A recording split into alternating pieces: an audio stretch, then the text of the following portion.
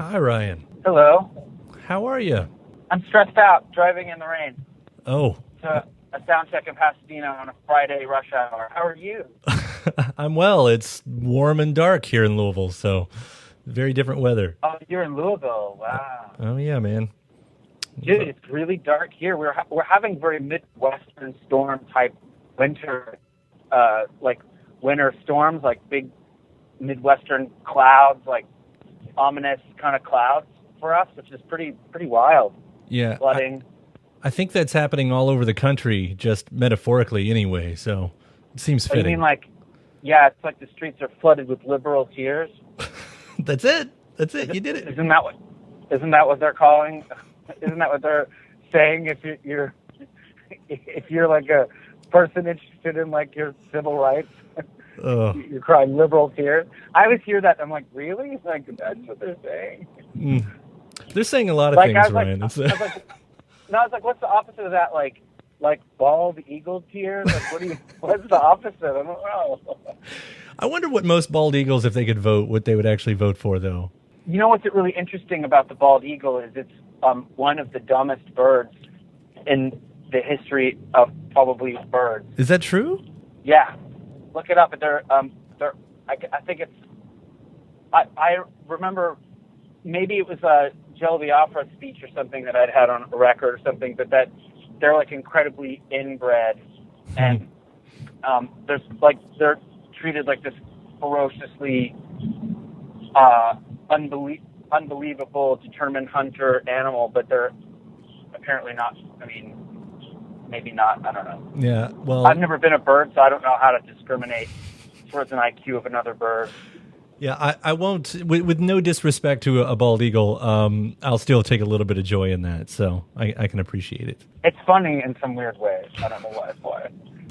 I'm going to use that as the seg here, because I know we're strapped for time, but you did release a song called Doomsday the mere hours before the inauguration, so yeah, I feel like maybe that was at least planned a little bit with all of that in mind.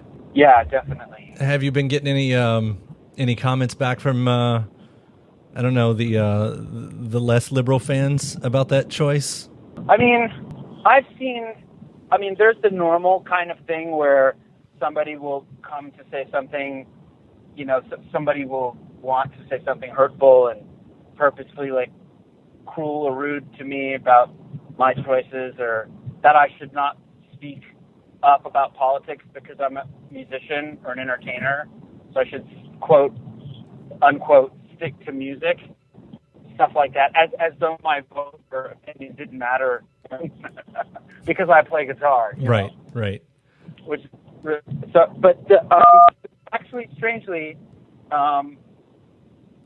those people I usually sort of decide right away. I go like, cool, I really don't want to hear from you again because you're probably a mouth breather. So, I just get those people in my zone.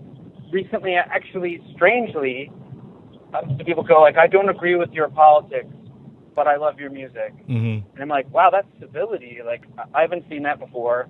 And I've actually seen that at least 2 or 3 times recently. So I'm like, but I'm really suspect of that. I'm like, wow, like, okay, so you support this, but you're being civil and you're kind of like trying to like be nice to me. And I immediately think this has to be a Russian operative. You're not an overly political artist, but I'm more surprised when I hear people say that line about a band like The Clash or one of those, because I've heard that before. Like, there are very conservative people who love The Clash and who love Pearl Jam and, these bands that are very outspoken on the cause, but yet their fans are like, but I like your music, so I'll deal with it. Like, that's surprising to me. I don't really think that, in my opinion, I just, I have a very different idea. I mean, I'm about what's happening, about what all this stuff means, and it sort of doesn't really have anything to do with being an entertainer or what your job is, or whether or not, like, you think someone can bring jobs back to empty factories in the United States. I don't know what they're going to make, but, like, for me, it's more of a, there's a lot of things that it's hard for me to deal with on a human level. Mm-hmm. Like I don't like the idea of thinking that people are going to be sick. That really upsets me. But I've been around people who several times in my life have died from complications to otherwise like really terrible diseases, and that they needed financial help because medication and treatment for cancer, for lots of things that no one can predict that they're going to deal with. I think that that's more of like a human being issue. Sure. I get concerned when I hear stuff like we're gonna instantly repeal Obamacare. And you see like something, and they're like, people arguing on Twitter, and they're like, well, who gives a shit? I'm covered, man. Because I have ACA. And you're like, are you joking or what? And they're like, no, man. They had to fix this when it was screwed up, and it was Obamacare. And you're like, that is Obamacare. That's what they call it. Like they call it that. Like, and then you know what I mean? Like that kind of stuff. It's really very wild to me. And also, there's a lot of things that are really scary. Talking about, not just women's rights, but the rights of like the entire LGBTQ community. I mean, there's a lot of things that are, all of a sudden you're looking at and going, wait a minute, like we've already done this. Like, what's happening? Right. It's scary to think that. It's scary for me to think as a human being like that even has to be questioned, or that scientists somehow, that there's a conspiracy of all scientists that somehow believe that we're not responsible for what's happening with the environment, mm-hmm. even though the percentage of those people, I believe, it's like the upper 90% or something. Mm-hmm. It seems a little misguided to me to go like, well, the information is still out there. It's like, no, it's not. It's like there's probably some people making a lot of money off of the fossil fuel industry that are still want to make, they want to be able to afford the country club they're going to, but it doesn't make it right. Also, it's very weird to go like, Trump talks a lot about China. It's like, does he not look at the news and see that they have to sometimes like put out this like warning, the smog warning in their cities where like you aren't really supposed to go outside or drive, like you can't see but a couple feet in front of you because such intense smog. Mm-hmm. That's real. That stuff scares me probably more than anything. But I will tell you, the one thing that really does give me at least a little bit of hope right now is that I keep remembering that of the people who voted, 3 million more people voted for the other person. So while these people are in power, you got to think that if enough people get activated in whatever way in their local community or however they can, then, we start believing in each other. We start helping each other. And hopefully we get through the next few years a lot easier than I think some of us are freaking out with our liberal river of tears. The general vibe that I'm getting from most of the people I know is they're completely shocked that they go like, how is this happening?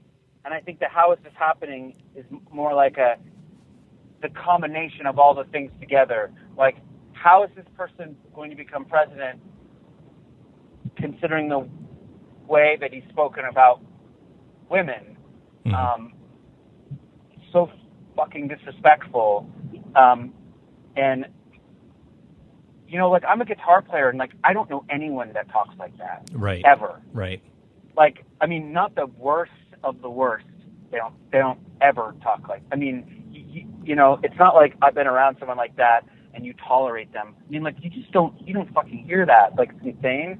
But then the other stuff, too, where you go, like, wow, like, you have super conflicts of interest to be the president, including, like, the fact that there's, like, been kind of, like, this guy kind of is sort of feeding people this information that I think that they want if they're angry, but I don't know if the people that voted for him realize that very soon they'll be affected in a way that they could never understand. Sure. Yeah. I mean, this guy's a billionaire. I don't feel like he has the interests of some blue-collar worker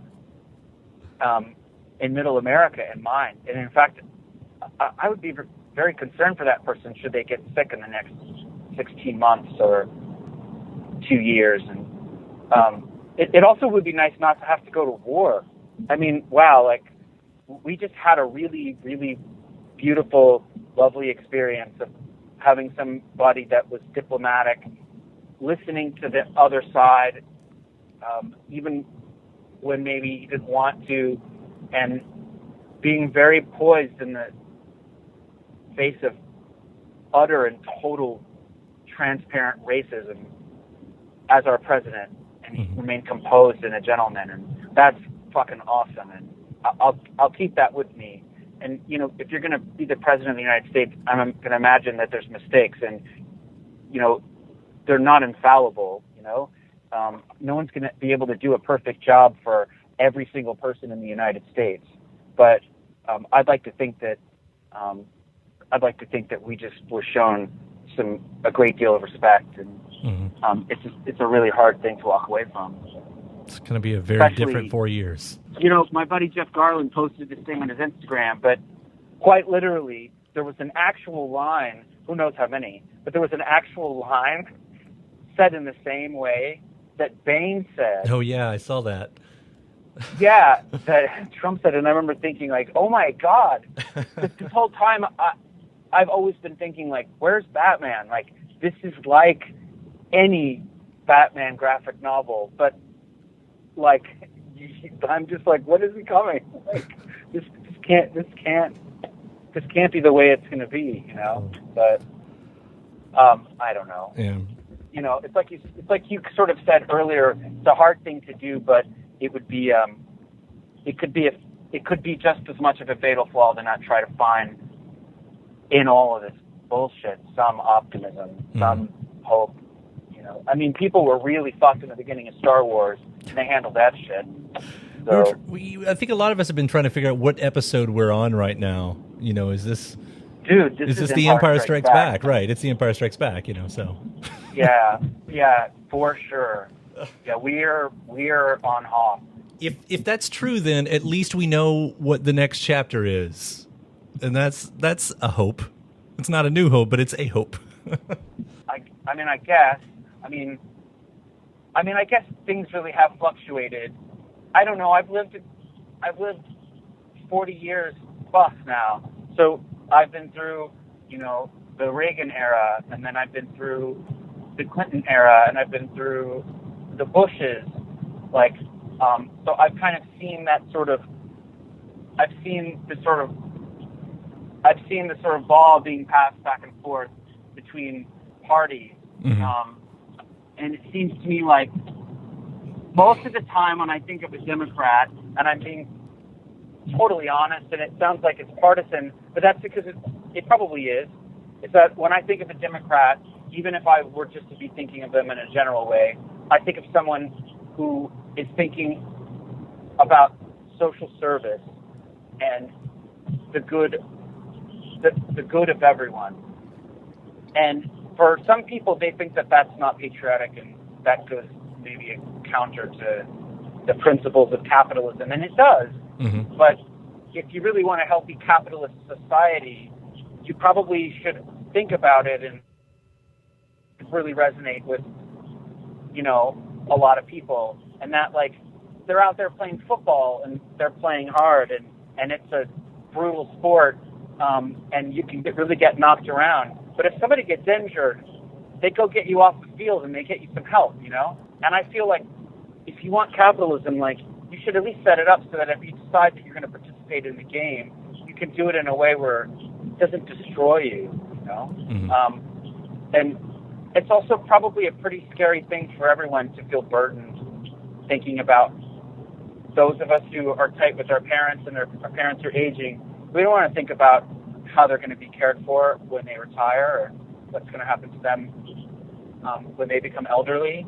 And you certainly don't want to think about having to worry about children when they're born. I think these are things that should just be they should be for everyone. But it's hard for me to not think about Republicans. I have a family member who's a Republican, who will go unnamed. But when I think of a Republican agenda, specifically the one we're seeing now, it just seems like it's attached to intense, hardcore greed and people who maybe have forgotten that they at one time were a helpless baby. Mm-hmm. You know, they were a helpless child. They couldn't have survived without the help of others. And it's really sad. It's like we're not encapsulated in resin. We're not a scorpion belt buckle. We're people, you know? Right. We're supposed to be here to help you. Have any other friends? Yeah. We're the only species on Earth that's communicating, you know? Right. It's us and animals. And if you really want to know what human beings are like, look at the way we treat animals. I mean, luckily, most people treat their cats and their dogs well, but you know, there's a lot of, I mean, people are typically very abusive to animals. Like we're awful to them. We raise them to kill them and eat them.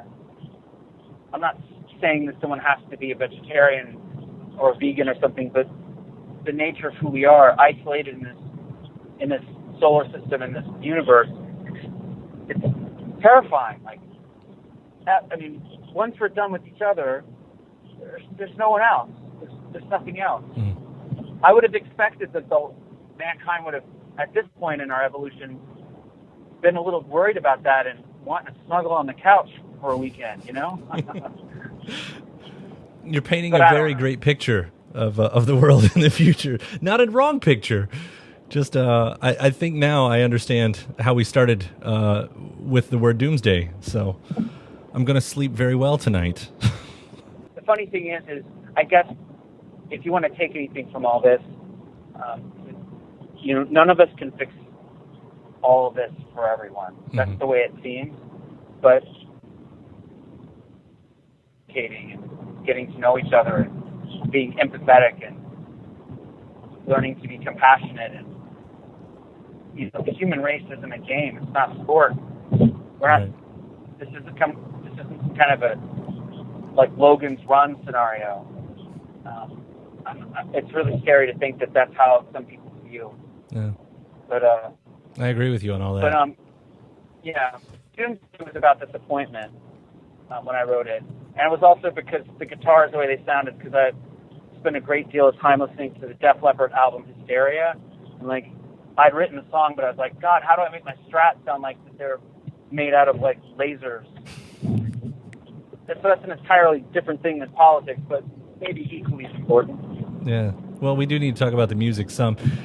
And you the way you said that, I kind of find that interesting because, you know, people, I don't know, like I read this biography from Einstein at one point, and the way he worked a lot of the time was through mind pictures. That's how he figured out what he wanted, and that's how he explained it. And hearing you say that, it seemed very similar. Not that I'm trying to equate you to Einstein in any fair or unfair way, but you know, you wanted it. It's a very generous comparison, and I would take it if I could. But you wanted the Strat to sound like lasers. It's just such one of those great ideas. Like, and then you have to figure out how to do that, how to make that sound. Well, I mean, I imagine it as lasers because lasers is what made the most sense to me when I was sort of imagining this hovering Strat sound. I feel like maybe Neil Schon probably also was able to get this vibe, and definitely Starship. But there was a certain time in analog recording where the way that people would try to make guitars float on top of the mix could have everything to do with tone and phase, or a long tail on a reverb, but a long tail on the reverb in a way where it didn't get in the way of the compression of the drums, you know, but you could also still feel the songwriter at work. There's a time where I think that really took, that became the first and foremost thing that you would hear in songwriting, and for me that's, you know, that generation of Don Henley and Bruce Hornsby and people who were able to put these like really heavy songs past you, but they were able to do it in a way where you're also kind of getting mystified. Mm-hmm. And as a guy that kind of came from post-punk, you know, as the sort of, that would be like the kind of music that I probably would most identify with. I mean, although I'm a genuine metalhead in my civilian life, I would say that era had this edge to it that it's hard to describe. Some of it's the Lindrum, I think. Mm-hmm. Some of it is the fact that I think those records wanted to create like a sense of geography, like large spaces within the songwriter in the middle of them. It was like they were trying to use elements to make records that sounded much bigger than they had ever been. Mm-hmm. Yes, Big Generator did that, although that's much more mathy than what I'm referring to now. But I'm really, really interested in those kinds of records and do a lot of deep listening to that. So I felt like the kind of stuff that I was saying would benefit me from going there. But also that's the way my guitar playing kind of is. It's someplace between whatever I've ever picked up from Bob Mould and Husker Du, and however it sort of correlated back, at least in my electric guitar playing, how it related back to the stuff I remember listening to on the radio. Mm-hmm. That's some of the first records that I bought before I started buying records as a lifestyle statement, you know. You talk about, you know, I mean, it's no secret, you know, your metalhead civilian life, as you put it. What's kept you writing these type of songs, however you want to categorize whatever, you know, the rock, you know, and sometimes I don't think folk. I have the attention. I don't think I have the attention. I mean, I can do it, and I've written some really cool. I mean, I jam metal stuff all the time with the boys down at Pac Sam, and we've recorded some really cool sounding stuff. But I think metal takes like an endurance and an attention span, if you're going to play good metal, mm-hmm. that goes far deeper than maybe what I have. And also, it's, even though it's what I naturally love to listen to, because there's escapism and fantasy and time travel, and that also that big, doomy, awesome feel sometimes to the music. It's very pagan and esoteric, and I'm happily identify myself as both of those things. As I think it appeals to me in that way. It feels like I'm going on a field trip into, like, I don't know, like all of a sudden I'm in the movie Aliens or something. Yeah. But who I am as a person and what happens to me when I pick up a guitar, there's a natural thing of that too. Like, and I didn't want to fight against the nature of what that was. And then that's always been kind of the same. It's always been this kind of, like, I always loved Dag Nasty and Minor Threat and like lots of punk records when I was growing up. They all mattered to me, and I loved them. The more brutal and the crazier the guitar, the better. But it's no secret that probably like the songs that would have really stuck out to me would have been like the one acoustic song on those records. Mm-hmm. Like I loved that band 3, but you know, and that record Dark Days Coming. But I loved the acoustic guitar song on that record. I think it's called Swan Street. Like, I just always kind of found myself sort of caring about those in a different way, and I guess that's just who I was. And so, you know, I play metal when I can, but I know who I am when I pick up the guitar, and it's usually somebody that's, you know, going to tell a story that, I don't know, it's maybe a little more personal or about the politics of the personal. Well, I don't think you're going to get any complaints here, especially from all of your fans that you've been out there. And, you know, well, trust me, I get plenty of complaints. So you're not getting any complaints from me. Well, there's plenty of people who don't like my music, and you know what? I get that. I don't know if I would like my music if I wasn't me. Like I go see Slayer play. Like I don't go see. I don't see many other songwriters. Yeah. I mean, I do once in a while. There's some that I want to see every show, but it's a funny thing. I think I'm able to understand that what I make, it's not right for some people. They want to listen to like Rage Against the Machine, or maybe they're into jazz, or maybe they like Pavement, and so my music sounds really stupid because it's not sarcastic or ironic, or and I get that, and I'm okay with that. I'm all right. Yeah, but your music's real. I mean, when I hear your songs, I at least know that what you're talking about, whether it's, cloaked in a story, or it's a more personal record, as this one seems to be. I always feel that it's a real statement that you're saying, and you don't get that from, a lot of people. I mean, I have two things to say about that. One is we don't know for a fact if actually my music is real, because we don't know the actual fundamental nature of reality yet, which is awesome. There's no way to know. But the other thing is I certainly mean it. One time someone was saying, like, oh, man, it's so weird. Like, I was trying to cover your song, and I couldn't figure out how to do it. And it's like, what are you doing when you're capable in the third fret? And, like, you do this thing where you go into A, and it might have just been, like, a fan or someone. I remember this one specific time, and I said, and I jokingly said this thing, but maybe it's true, as I was like, you have to mean it. Yeah. I was like, try to play like I Apologize by Husker Du and not mean it. It's not going to work. Yeah. Well, that's what I mean, but like, that's what I feel when I listen to your music. I might not know the reality of it. I might not, but at least I feel as if I'm inside the song, and you can't ask for too much more as a fan. At least I take that as a huge, I honestly do take that as a huge compliment, especially on a dark fucking day like today. Not just the weather. Well, you take care out there. Enjoy Europe, and hopefully it won't be too long before you see you in Louisville too. Okay, man. Well, stay safe, and I'll see you when I'm out there. All right, man. Take care. All right, bye. Bye.